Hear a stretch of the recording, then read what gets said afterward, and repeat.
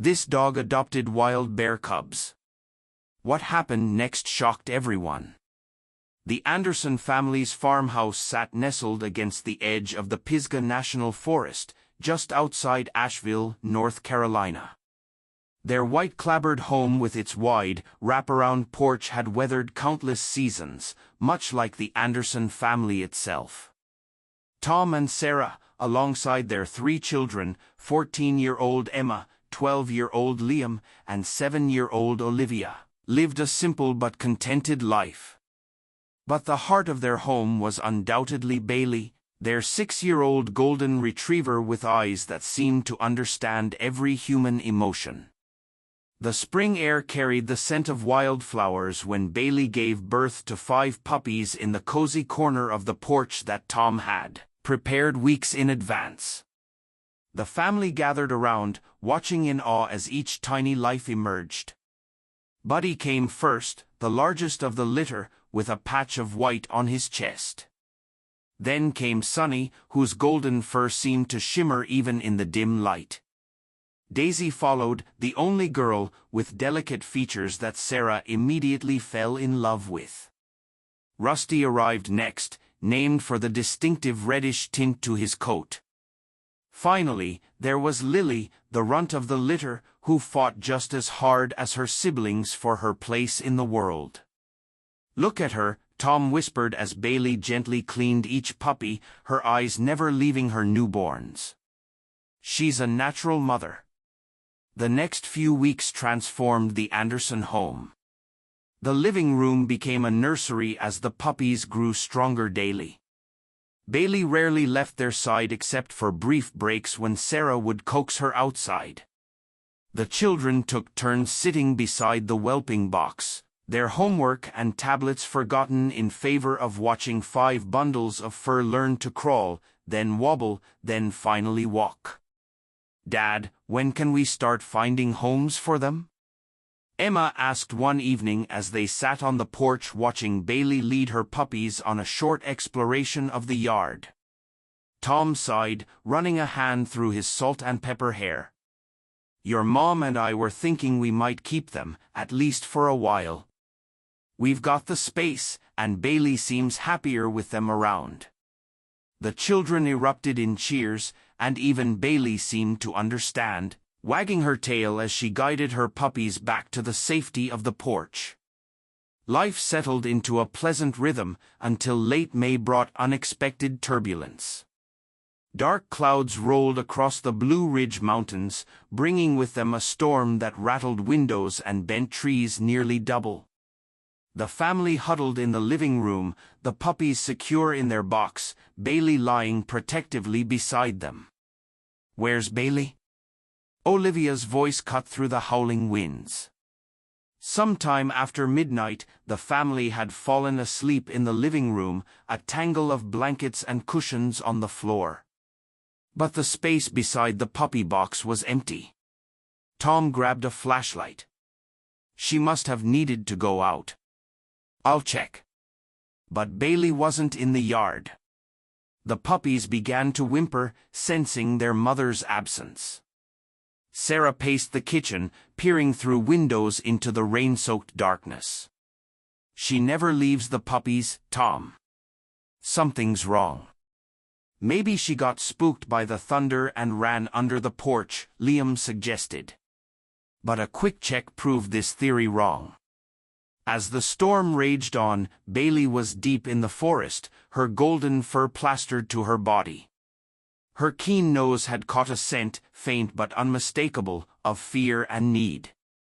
Something primal stirred within her, something beyond her domesticated existence, a calling to help.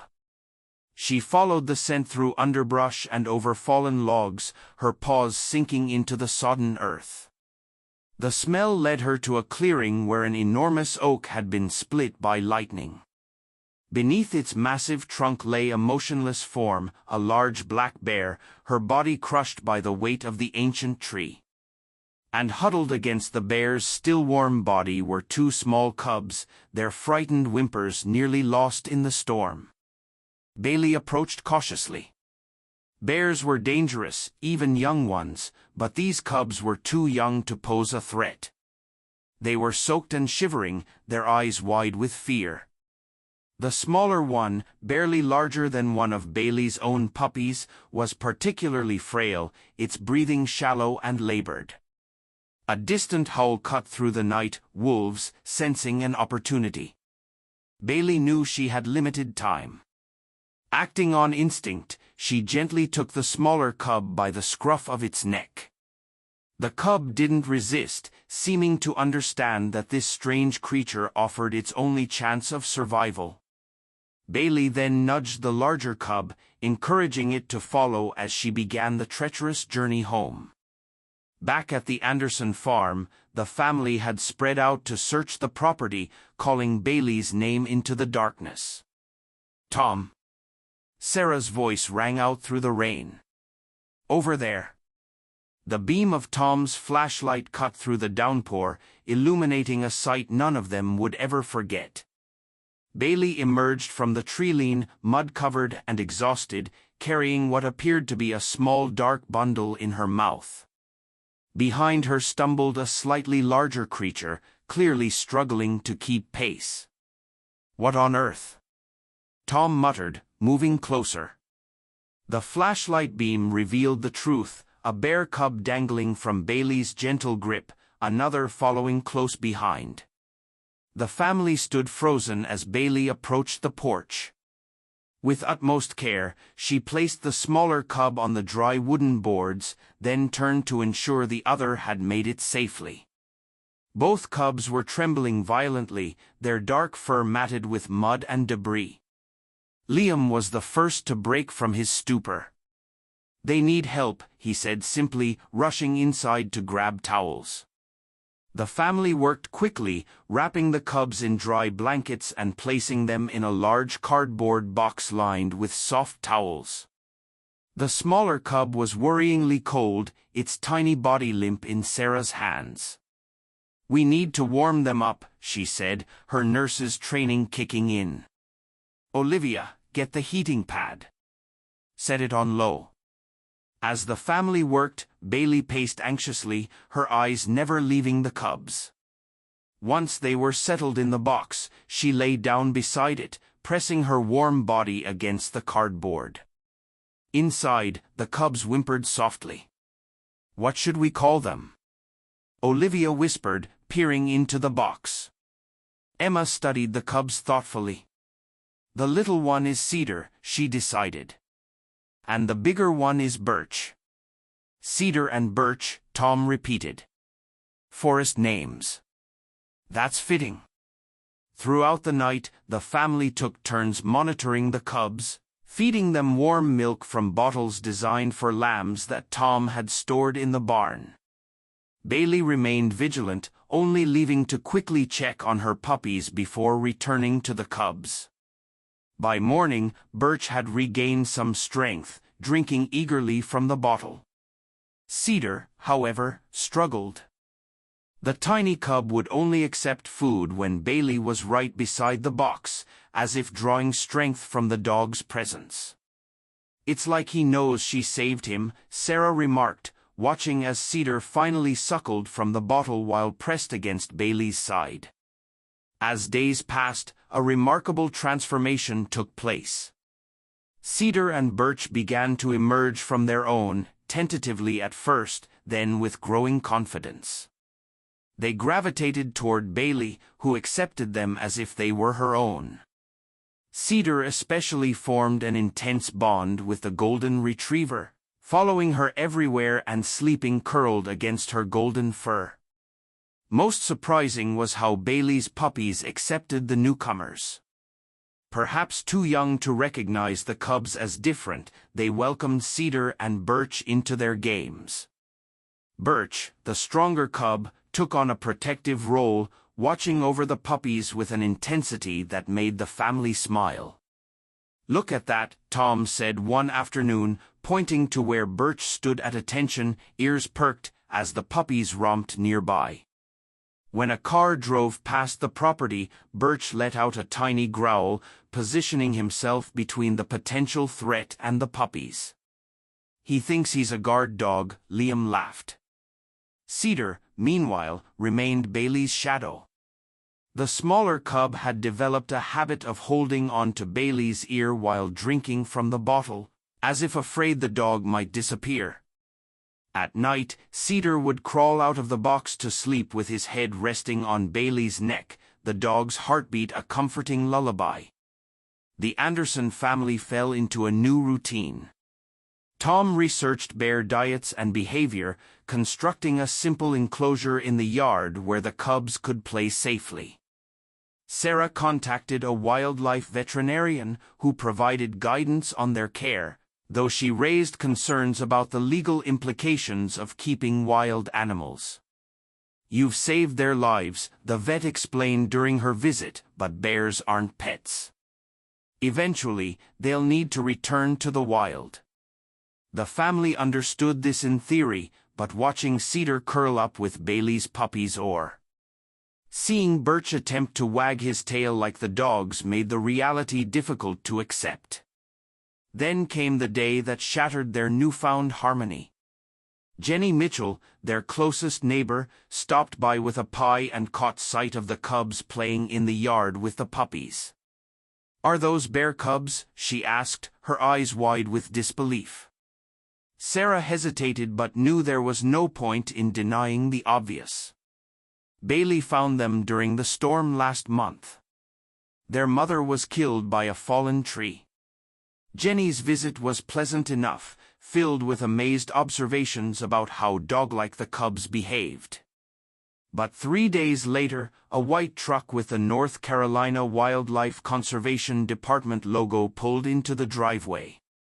A stern-faced woman in a khaki uniform introduced herself as Officer Daniels. "We've received information that you're keeping unregistered wildlife on the property," she stated, handing Tom an official document. "Under state law, private citizens cannot keep native wildlife without proper permits."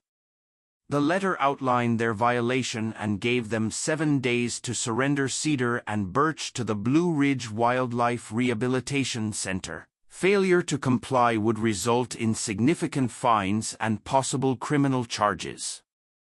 "But they're just babies," Olivia protested, tears streaming down her face, "and Bailey is their mom now." Officer Daniels' expression softened slightly. "I understand this is difficult, but it's for the best. Bears need to be with their own kind, learning how to survive in the wild." After she left, the family gathered in the living room, the letter sitting like a weight on the coffee table. Cedar and Birch played nearby, oblivious to the fact that their world was about to change again. "Maybe we could apply for one of those permits," Liam suggested. Tom shook his head. "I already asked. They're only given to licensed rehabilitation facilities." "It's not fair," Emma whispered, watching as Cedar abandoned his play to curl up beside Bailey, the dog gently licking the cub's ears. "They're happy here." The week passed too quickly. The family spent every moment they could with the cubs, taking photos and videos, trying to memorize every detail of their unique personalities, Birch's protective stance, Cedar's soulful eyes, the way they both had learned to make a sound halfway between a growl and a bark. The night before the wildlife officers were scheduled to arrive, the family sat on the porch watching the sunset. Cedar seemed to sense something was wrong.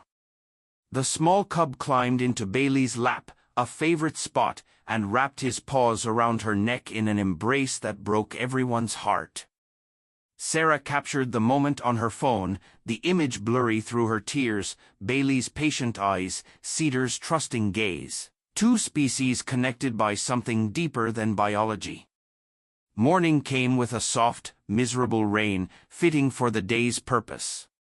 2 wildlife officers arrived with specialized transport cages and paperwork for the family to sign. "We'll take good care of them," promised the younger officer, a man named Rodriguez, who seemed genuinely sympathetic. The Blue Ridge Center has an excellent success rate with rehabilitating orphaned cubs. Cedar panicked when they tried to place him in the cage, clinging to Bailey with surprising strength for such a small creature. It took all of Officer Rodriguez's expertise to safely separate them. Birch went more quietly, though his eyes never left the family as the cage door closed. As the officers loaded the cages into their truck, Bailey broke free from Tom's grasp. She raced after the vehicle, barking desperately, her paws splashing through puddles. The truck slowed but didn't stop, gradually disappearing down the long driveway. Bailey stood in the rain, her barks fading to whimpers. Through the back window of the truck, Cedar's small face was just visible, pressed against the bars of his cage. Sarah put her arm around Tom's waist. "This isn't over," she said firmly. "We're going to fight for them." The Andersons' home felt emptier than they could have imagined. Bailey refused to eat for 2 days, constantly searching the house and yard for the missing cubs. The puppies, now 8 weeks old, seemed subdued, as if they too understood that something precious had been taken away.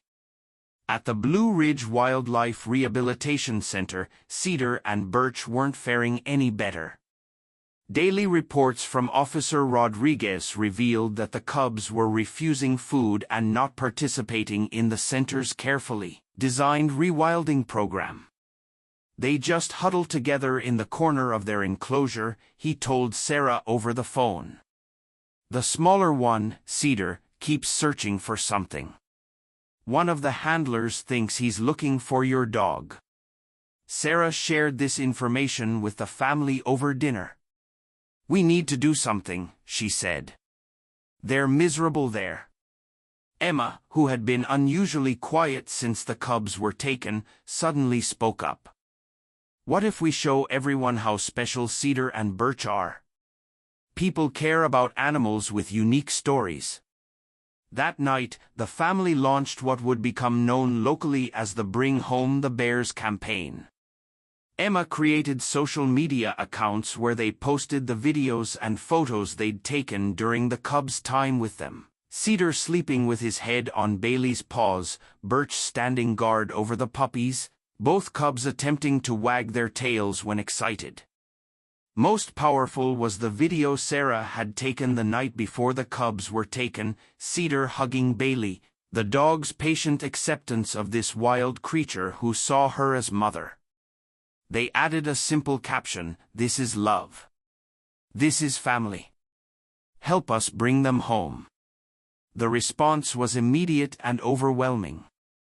Local news stations picked up the story, featuring interviews with the Andersons and footage of Bailey, still visibly depressed, searching the yard for her adopted cubs.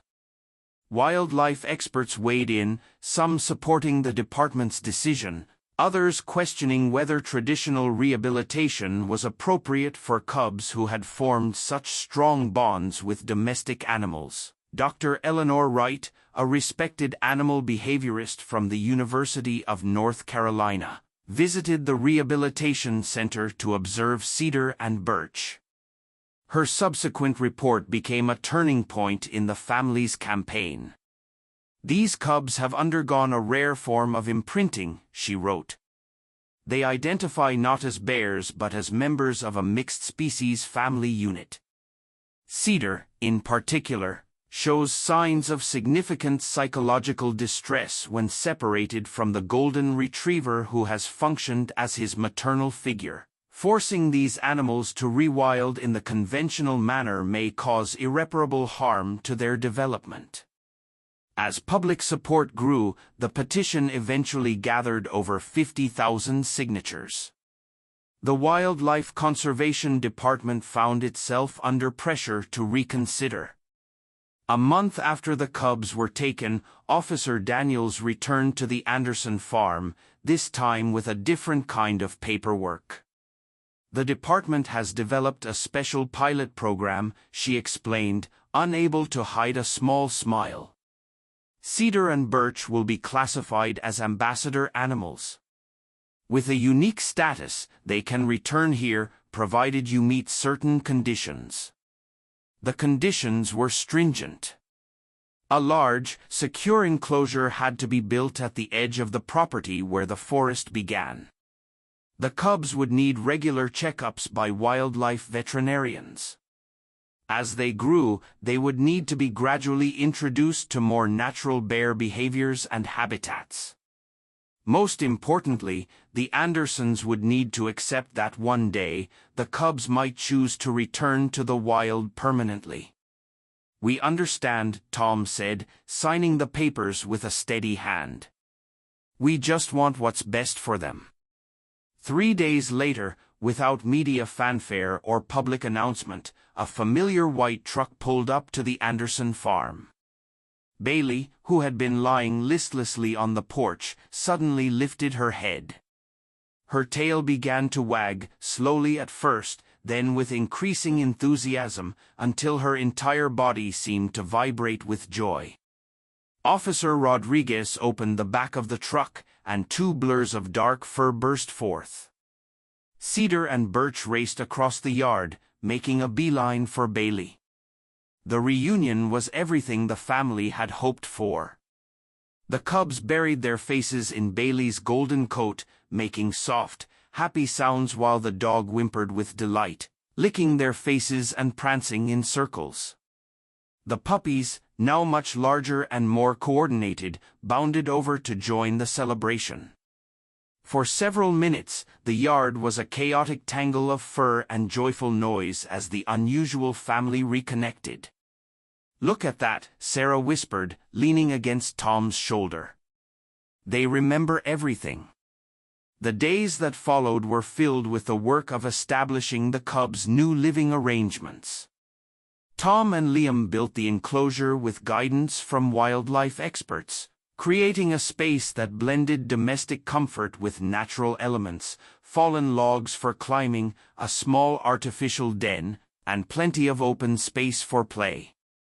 The barrier between the enclosure and the forest was designed to keep the cubs in while they were young, but would eventually allow them free movement once they were mature enough.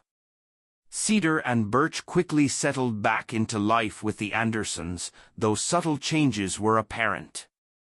Birch had grown significantly during their separation, his shoulders broader, his movements more powerful. Cedar remained smaller but showed improved health, his coat glossier, his eyes brighter. Most noticeable was how they divided their time. During the day, they played with Bailey and the puppies, participated in training sessions with Dr. Wright, and interacted with the family. But increasingly, they spent their evenings at the edge of their enclosure, gazing into the forest as the sun set behind the mountains. "They're remembering who they are," Dr. Wright explained during one of her visits. "It's a good sign. We want them to maintain their connection with you, but also develop their natural instincts." Summer faded into fall, and fall gave way to winter. The cubs' first birthday came and went, marked by special treats and extra playtime with Bailey. The puppies, now young dogs with personalities as distinct as their coloring, continued to accept the bears as odd-looking siblings, though the size difference was becoming more pronounced each month. One crisp March morning, Sarah noticed Cedar sitting alone at the far edge of the enclosure, completely still, his gaze fixed on something in the forest. She followed his line of sight and caught a glimpse of movement, a black bear, likely a young male, foraging at the forest's edge. "Tom," she called softly, "come see this." They watched as Cedar observed the wild bear, not with fear, but with evident curiosity. When the bear eventually wandered deeper into the trees, Cedar remained at the fence for hours, as if processing what he had seen. "It's starting," Tom said, his voice a mixture of pride and sadness. "They're going to leave us someday," Sarah squeezed his hand, "but they'll always know the way back." Spring brought more wild bear sightings. Birch began to respond with increasing interest, sometimes standing on his hind legs to better see his wild counterparts. The wildlife team adjusted the cubs' diet and training, gradually introducing more natural foraging opportunities and less human-provided food. Bailey seemed to understand the shifting dynamic. The aging golden retriever still groomed the cubs daily, still played with them when invited, but she also gave them space when they needed it. Sometimes she would simply sit beside Cedar as he watched the forest, a quiet companion rather than a directive presence. "She's letting them go," Emma observed one evening, watching this silent tableau from the porch. "She knows." The summer of the cubs' second year brought the change they had all been preparing for. The wildlife team modified the enclosure, creating a gate that the bears could operate themselves, a one-way passage into the forest that they could use when ready. For weeks, the gate remained untouched. Cedar and Birch investigated it occasionally, pawing at the mechanism, but always returning to the safety of their familiar territory. Then came a night in late August, warm and heavy with the scent of ripening blackberries. The family was awakened by Bailey's soft whining at the foot of Tom and Sarah's bed. The dog paced anxiously, clearly wanting them to follow. They gathered the children and walked out to the enclosure, flashlights illuminating the path. Cedar and Birch stood by the gate, more alert than the family had ever seen them. In the distance, faint bear vocalizations could be heard, a sow calling to her cubs, perhaps, or young bears communicating as they foraged. "They're going," Olivia whispered, her voice breaking. "Aren't they?" No one answered. They didn't need to. The family formed a semicircle at a respectful distance, watching as Birch finally worked the simple mechanism of the gate. It swung open silently, revealing a path that led deeper into the forest. Birch went first, taking a few steps into the wild before turning back, as if checking that Cedar was following. The smaller bear hesitated, looking back at the family, and most lingering at Bailey. The golden retriever stepped forward, defying years of training to stay behind the barrier. She approached Cedar and gently nudged him with her nose, then licked his face one last time. It was permission. It was goodbye. It was love in its purest form. Cedar touched his nose to Bailey's, then turned and followed his brother into the darkness. The family stood in silence, arms around each other, tears flowing freely as they listened to the receding sounds of the bears moving through the underbrush. They maintained the enclosure, leaving food out occasionally, though wildlife experts advised against making it a regular practice. Weeks passed with no sign of the cubs. Bailey spent hours each day at the fence line, watching and waiting, but gradually resumed her normal activities with the family and her now fully grown puppies. Then, on a misty October morning, Tom stepped onto the porch with his coffee and froze. At the edge of the yard, just where the enclosure met the forest, stood two young black bears, larger now, their bodies sleek and powerful, but unmistakably Cedar and Birch. Tom called softly for the others, and the family gathered, hardly daring to breathe. Bailey pushed past them, her tail wagging tentatively as she approached her wild children. The bears made no move to enter the enclosure.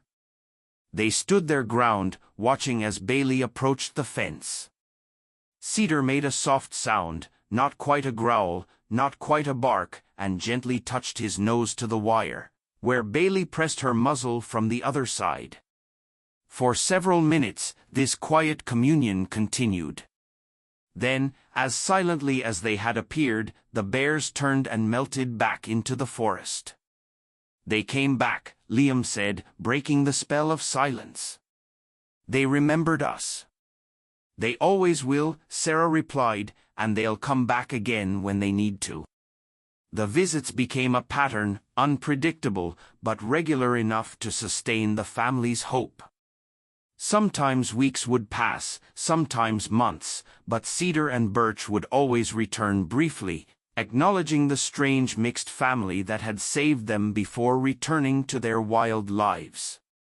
Bailey accepted this new reality with the wisdom that animals often possess but humans struggle to achieve. She no longer searched the forest for hours or whined at night. Instead, she greeted each visit with joy, each departure with grace, understanding what the humans were still learning. That love means holding on and letting go in equal measure. Years passed.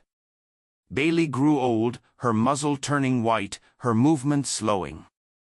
The puppies, no longer puppies but adult dogs, had mostly been placed with loving families nearby, though Lily, the runt, remained with the Andersons as Bailey's constant companion.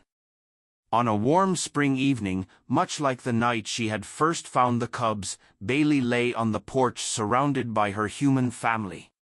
Her breathing was labored, her once bright eyes clouded with age. The veterinarian had been clear, her heart was failing, and her time was short. As the sun began to set, a movement at the forest's edge caught Tom's attention. He nudged Sarah wordlessly, pointing. There, emerging from the trees, came two mature black bears.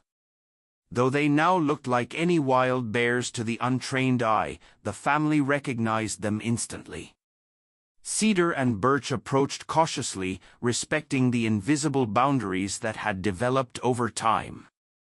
They stopped at the edge of the yard, watching the gathering on the porch. "Do you think they know?" Emma whispered. Bailey raised her head with effort, her tail managing one weak thump against the wooden boards. With a soft whine, she tried to rise. "Easy, girl," Tom murmured, stroking her golden head. "It's okay." To everyone's amazement, the bears began to move closer. They crossed the yard with deliberate steps, approaching the porch with none of their usual caution. The family held their breath, uncertain whether to retreat indoors or remain still. Cedar reached the steps first, the bear now fully grown, but still smaller than his brother, paused with one paw on the lowest step, his eyes dark and wild, fixed on Bailey. "Let him come," Sarah said softly, moving back slightly. Cedar climbed the steps slowly, each movement careful and measured. He approached Bailey, lowering his massive head to gently touch noses with the dog who had once carried him to safety. Birch remained at the foot of the steps, a sentinel watching over this final reunion. Bailey's tail wagged with more strength, her clouded eyes somehow finding focus as Cedar settled beside her, his large body curving protectively around her smaller one. The family watched in awe as the bear gently placed one paw over Bailey's shoulder, an echo of the embrace he had given her as a cub. Throughout the night, the family kept vigil.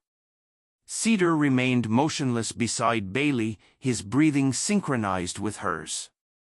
Birch eventually climbed the steps too, settling at Bailey's feet, completing the circle. As dawn broke over the mountains, Bailey took her final breath, surrounded by all who loved her, human and wild alike. Cedar made a soft sound, somewhere between a moan and a whimper, pressing his muzzle against her still form one last time. The bears stayed until the sun was fully risen.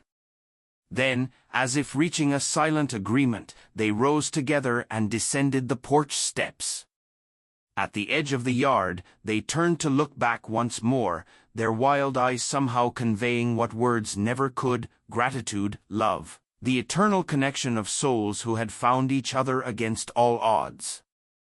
Then they were gone, disappearing into the forest that was now truly their home. The Anderson family stood on the porch, tears streaming down their faces but hearts full with the knowledge that they had witnessed something rare and precious. A love that transcended species, that defied human understanding, that existed in the space between wild and tame. In the years that followed, They would sometimes catch glimpses of two bears moving through the distant trees or find distinctive paw prints near the old enclosure. Cedar and Birch never again came as close as they had on Bailey's final night, but they remained a presence, shadows moving at the periphery of the Anderson family's life. And sometimes, on quiet evenings when the wind blew just right, the family would sit on the porch and tell new visitors the remarkable story of a golden retriever who had once crossed the boundary between domestic and wild, proving that the capacity for love knows no limits, not species, not language, not even the divide between the human world and the ancient forest beyond.